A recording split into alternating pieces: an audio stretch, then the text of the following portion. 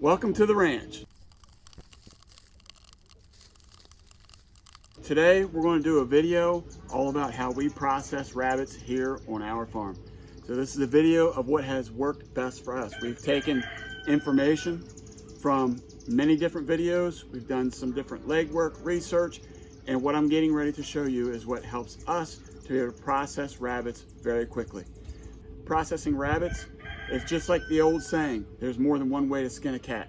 So there's multiple ways to do this, and it's not necessarily that one is better than the other. You have to find what works for you.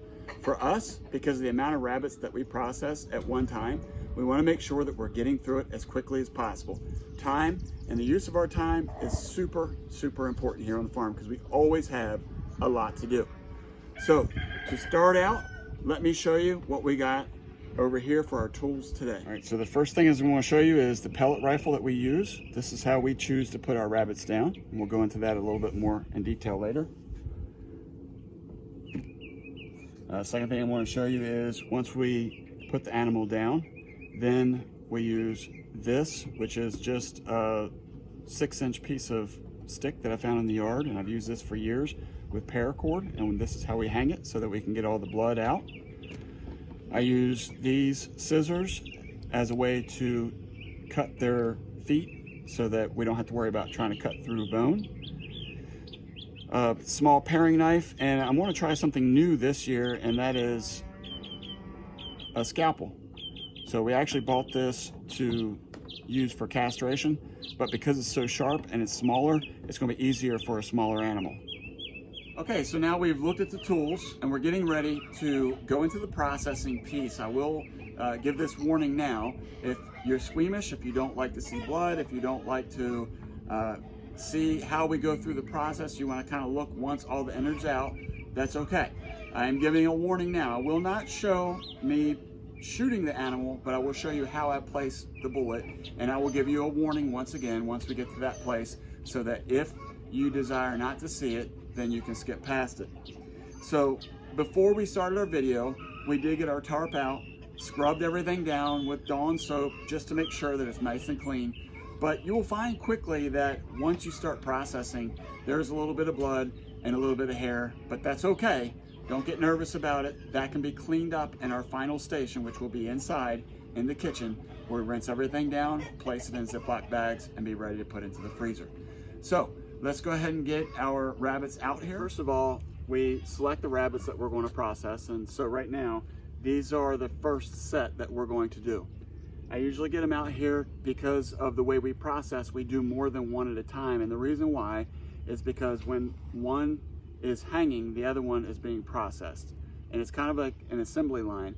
But the longer they hang there, the more blood that comes out of them. And that's important so that you're not getting all the extra blood when you are packaging them up. And so what we use is these pellets. And you can kind of see right here, I'll see if you can get in on my hand there. Zoomed in. Got it? Yeah. Okay. So one of these pellets is how we put them down, and I'll put the bullet basically between their eyes, but up just a little bit. And the idea is that you're trying to get to their brain, obviously. When you hit a good shot, what you're going to see is a lot of blood that is, not a lot, because they're little animals, but you'll see blood dribbling out of the hole. So it's important that we do it here. And the reason why, and this is from experience, that when you put an animal down, their body still moves. There's still nerves and there's still a lot of things going on inside the body. And the reason why we do it here is because it's grassy. We have done it before. If you look over here, where it's kind of like dirt and mulch or branches, sticks, all sorts of things. But if you do it over there, then when the blood comes out onto their coat, then it becomes very sticky, and now you're having to deal with all the dirt. And that's what you want to avoid when you open these animals up, so that you don't have to fight the dirt on the skin. So you can see that they're domesticated, they're handled, and so while they're calm, we'll just go ahead and put all of them down with a single shot, and then we'll hang them up and then start the processing piece.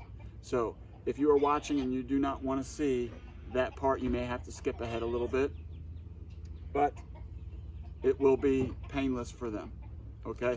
It's one of those things that we like to say that they have great lives, are handled very well, and they have one bad day, and this is the day. So it's not something we take great pride in, but this is a means for us to feed our family, and this is very important, especially while we're looking around the world right now with food shortages. So let's just go ahead and get into it, and we'll be back with you in just a second.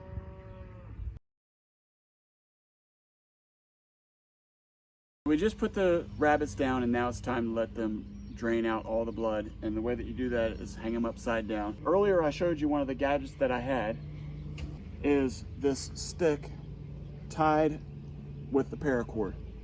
And what we do with this is how we hang our rabbits, and basically all I do is wrap it around their feet, shove it between their legs, and now they're hung. And so this is the first step once we shoot them and let them hang, and then we'll start on the first ones that we shot.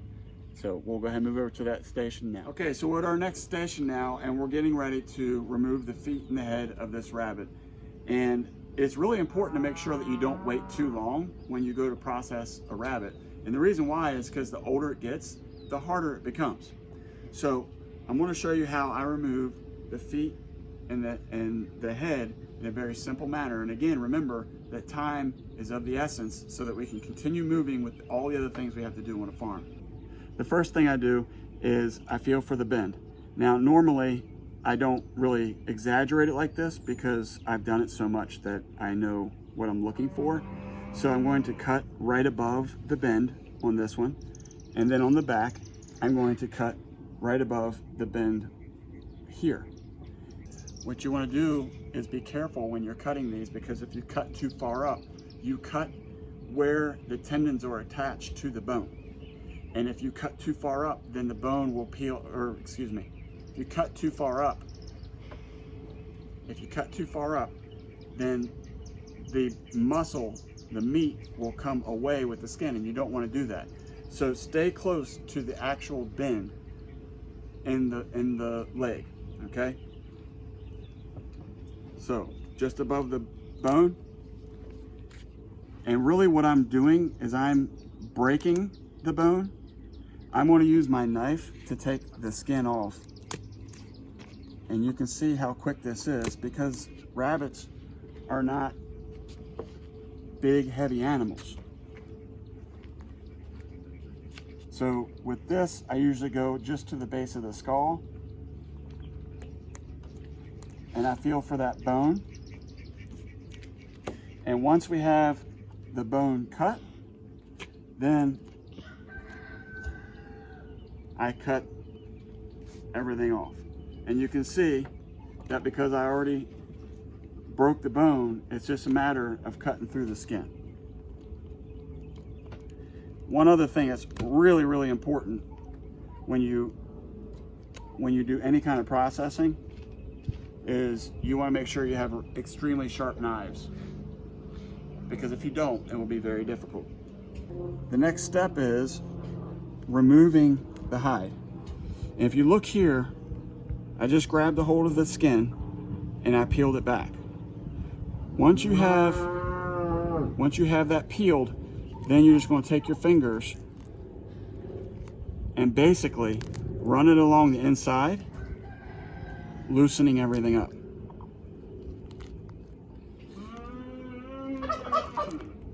Once everything is loose, then it's like taking off a t-shirt. So you can see here, here's the arm. Okay? And I'm pulling. I pull it right off of the leg. And you can see how easy that is. So I'm just going to work my way around.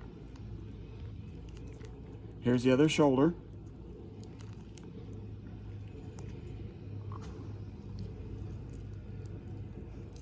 Peel it right off. And you can see it there against my skin, that because of where I cut the leg, I pulled the hair right off. You see that?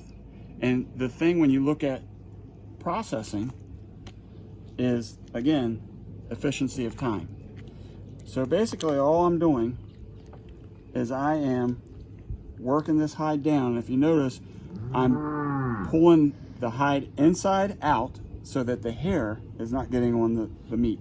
And that's important because if you take more time and make sure that the hair does not get onto the skin here, then it's less time that you have in the kitchen.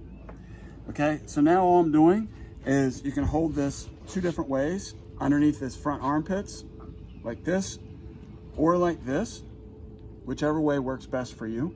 There's many different ways to do this, and what I'm going to do is use his armhole as a way to pull the hide right off. Once it gets to this point, I move my hand down to the back hips, and I just pull again, and there's the hide. Okay, so now we're done with the hide, and we're ready to move on to the innards. So the last part of this, as you can see, is the insides. And the only thing that didn't come off when I pulled the hide was the tail, and that's okay. I'm gonna show you how to cut that out in just a second. So, first thing I wanna do is I'm gonna go right here to, I guess, the sternum area. So right here's the ribs. And I'm gonna pinch this skin, I'm gonna pull it up. I'm using my scalpel, and we'll see how that works, until I have a little hole. Once the hole is there, then you see this line right here? This goes right down the center of them. And so what I'm gonna do is I'm gonna take my little knife, being careful not to poke anything on the inside. It's a little bit too small, I don't like that. Just gonna run it all the way down. And back here is where you have your intestines and bladder. So you wanna be careful when you get back there. And we'll get back to that in just a second. The next thing we wanna do is we're gonna take this, and everything in the upper cavity is edible. You don't have to worry about anything that you're poking in there. But what I do is I poke in right below the ribs, and then I basically pull it out. The ribs are, again, this is a small animal, so you don't have to worry about working hard to get it out. And I'm basically going all the way through the neck hole.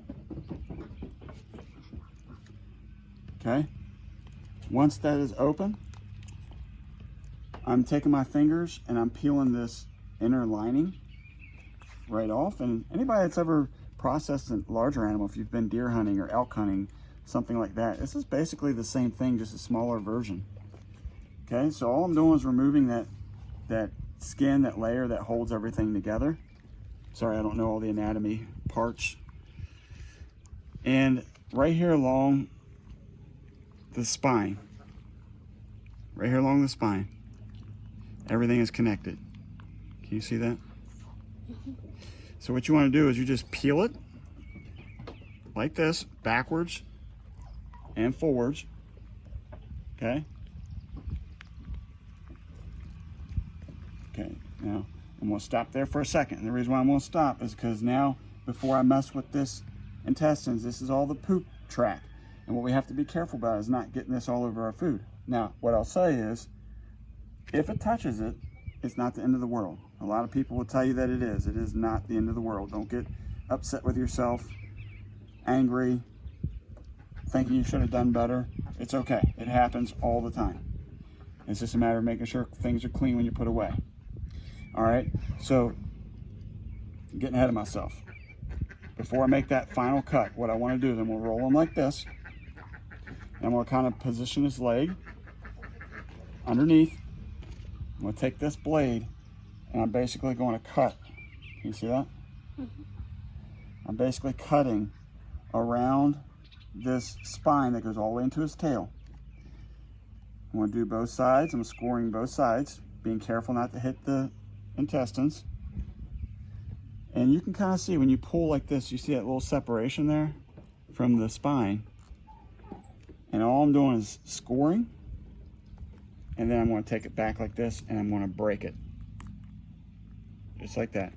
Okay? Now what I'm going to do is I'm going to go ahead. I'm just placing my knife on the hips area, dead center. I'm just going to press down. And you can kind of hear that little snap. Okay, what I'm doing is releasing that bone. Now, when I pull this tail, you'll be able to see if I did it right. Intestines and everything. Okay, I didn't do it quite right. But again, this is what I was saying before. It's okay if you make a mistake. We're gonna get some of this little skin off. Okay, I didn't quite go through enough on the bone, and that's okay. So we'll do it again. Okay, there we go. Now, we should be able to pull all this right on out. Okay, here's a good example. Sometimes it doesn't go the way you want. Sometimes the intestines are easy to get out, and sometimes they're hard. Now, see here? This little turd dropped out, and that's okay. That's not the end of the world. We can wash it down, rinse it down in just a minute. We're just not going to let our meat sit in it. That's all. So go ahead and get that out of the way. I'll cut this. Okay.